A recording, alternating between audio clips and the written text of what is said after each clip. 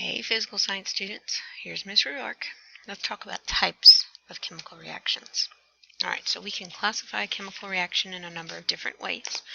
One of those is as a synthesis reaction or a combination reaction. In a synthesis reaction, you have two or more substances as your reactants that combine to form a single compound. Okay, how do you know it's a synthesis? Because there's only one product. Okay, so usually you just see elements as reactants and only one product. So if you want to know if it's a synthesis reaction or not, look at your products. If there's only one, it's a synthesis reaction. So examples of those could be if you have sodium and chlorine coming together to make sodium chloride, the stuff you put on your fries. Okay, what about if we had hydrogen plus oxygen coming together to form water? Okay, so how do we know this is a synthesis reaction? One product.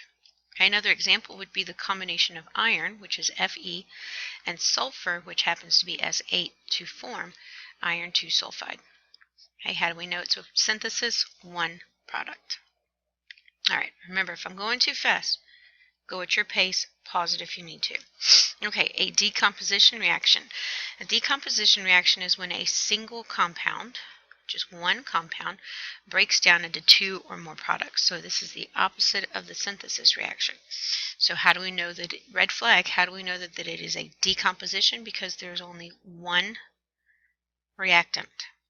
Okay, so examples of this would be PbO2 breaking down into Pb and O2. Okay, here, anything, if it's a binary compound, meaning there's two elements in the compound, it'll break down into what makes up that compound. Okay, so Hi breaks down into H and I. But remember, can I leave H by itself? No, it's diatomic, so it has to be H2. Well, what about I? Is it part of Brinkelhoff? Well, if you can't remember, oh, look at that. I didn't even get very far, and I got to I, so it has to be I2. Okay, NaCl will break down into Na and Cl, but is either of those in part of Brinkelhoff? Yeah, Cl is. Okay, so you have to make sure you have the two. All right, another example is the electrolysis of water to make oxygen. So electrolysis just means that you're going to run an electrical current through water, and it'll break those water molecules apart into oxygen and hydrogen gas. So water will break down into hydrogen gas and oxygen gas. Okay, how do we know that these are decomposition? Because there's one reactant. That's how we know. Okay, so the red flag is something that you're going to be using to identify which one it is. Okay, single replacement or single displacement. Okay, and this is when atoms of one element, so one element, replace atoms of a second element in a compound. Okay, the red flag. What is the red flag? Well, the red flag says that it is a single element reacting with a compound.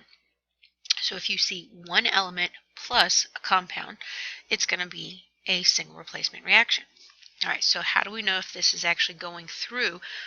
Because sometimes they work and sometimes they don't. Well, you have to use what we call the activity series of metals to find out.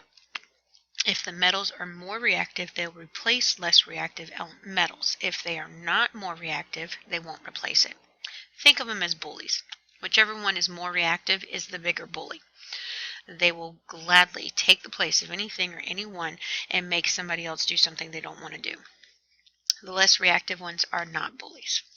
Okay, for nonmetals, it's based on their location on the periodic table, and reactivity is going to decrease as you go down the group. Okay, so an example is aluminum replaces, so plus, zinc and zinc chloride. Okay, zinc 2 and chloride with a -1, so it's going to be ZnCl2 to make aluminum chloride. Aluminum has a +3, chlorine has a -1, so AlCl3 and zinc. Okay, a double replacement or double displacement reaction is when there's an exchange of positive ions between two reacting compounds. Okay, so how do we know that it's going to be a double replacement? So you have two salts or reactants. Okay, now, when I say salt, A salt is an ionic compound. And we have learned this. How do we know if it's an ionic compound? Because it has a metal first, or it has ammonium first.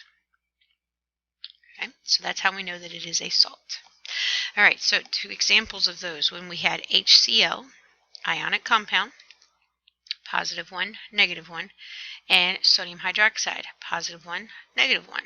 Ions, yay.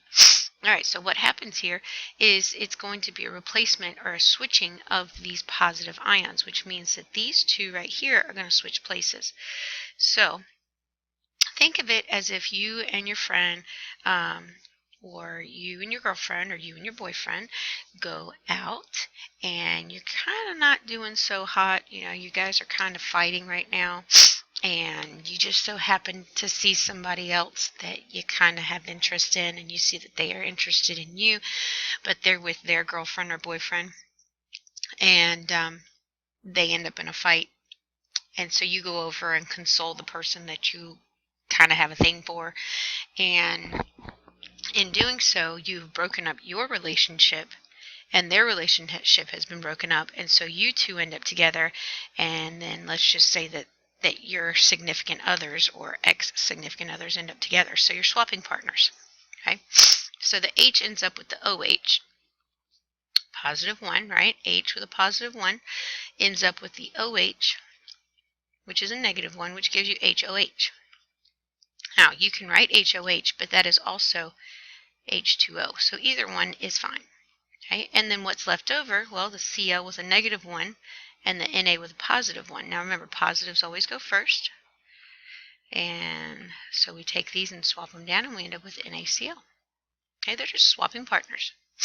Okay, on this one, Ba is going to swap partners and it's going to take over the negative ion here. Remember, the negative ion comes second. Ba has a +2 and CO3 has a -2, so it'll be BaCO3. And so K and Cl are left crying, and they're going to end up together because, well, they don't want to be alone. Right? Cl has a -1, K has a +1, and so we end up with KCl. Okay, now everybody goes, but they had a 2 there. What happened to the 2? We'll get into that when we balance equations. All right, so the other example, word equation, we have the reaction of lead to nitrate. So that would be lead with a +2 and nitrate with a -1. So we end up with, I'll just write it down here, PbNO3 reacts with potassium iodide. Potassium has a +1, iodide has a -1. So Ki to form lead 2, so Pb with a +2, iodide with a -1, so PbI2, and potassium nitrate. Potassium is a +1, nitrate is a -1, so KNO3. Okay, so how do we identify different types of reactions? Let's just do some practice. Okay, here we have NaOH plus KNO3. And we want to know what kind of reaction is it? Synthesis, decomposition, single replacement, or double replacement? Okay, what I want you to do is pause it, try these on your own, come back, unpause, and see how you did. Okay, because this is an ionic compound here, metal, and this is an ionic compound here, metal. These are both salts. If you have 2 salts and they're swapping partners, it ends up becoming a double replacement reaction. Okay, and number 2, you have a single element reacting with a compound. Okay, single element reacting with a compound, and this guy takes that person's date, and Na ends up by itself crying in the corner. So one thing has swapped places, it's a single replacement. A CaSO4, metal, MgOH, metal. Look, they swap partners because Ca is now with OH and Mg is with SO4, so it has to be a double replacement reaction. Number 4, we have PbO2, and it forms one compound, so it has to be a synthesis. And in number 5, we have one reactant, and it has to be a decomposition. It has to be a decomposition reaction because it's one breaking down into multiple. All right, I hope you did good. Okay, so special types of reactions. Where acids and bases, or acid-base reactions and combustion reactions are special types of reactions. Okay, so an acid-base reaction is just that. It's a reaction between an acid and a base. Okay, in this reaction, it's always going to produce water, and it's always going to produce a salt. Okay, just remember, salt is not just the stuff that you put on your French fries. It's an ionic compound. Okay, anytime we say salt, we're talking about an ionic compound. Anytime we say table salt, we're talking about sodium chloride. All right, so for argument's sake, let's say that, well, we know that all chemical formulas are going to be, for acids, are going to begin with an H. Anytime you see an H listed first, you have an acid. Okay, now somebody's going to say, but what about water? We'll talk about that in class. All right, chemical formulas for bases will sometimes end with OH. Not always, but for our sake, as far as trying to figure out what is a base, it's going to have OH. So anytime you see OH at the end of a compound, KOH, NaOH, LiOH, it is a base. Okay, and an acid-base reaction is a specific type of double displacement or double replacement reaction. Okay, because they're going to swap partners. All right, so here we have H2SO4 reacting with KOH. Okay, now the hydrogen and the OH will come together. See this? They're swapping partners to form water. And then what's left over? Well, potassium with a positive 1 charge and sulfate with a negative 2 charge. So positives always go first, negatives always go second, and we cross them down, we get K2SO4. Right? HCl and NaOH. Okay, so we have HCl plus NaOH. Remember, they're going to swap partners, so the Na and the OH come together to make H2O. What's left over? Sodium with a positive 1, chlorine with a negative 1.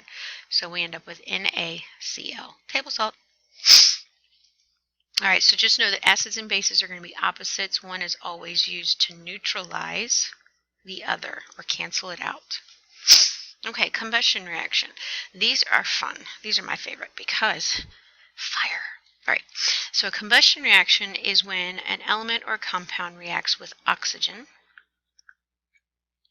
to produce energy in the form of heat and light. Okay, they commonly use hydrocarbons, and a hydrocarbon is a compound that has hydrogens and carbons in it, and combustion of a hydrocarbon will always produce water, H2O, and carbon dioxide, CO2. Okay, combustion will stop only when the oxygen supply is gone or when all of the fuel has run out.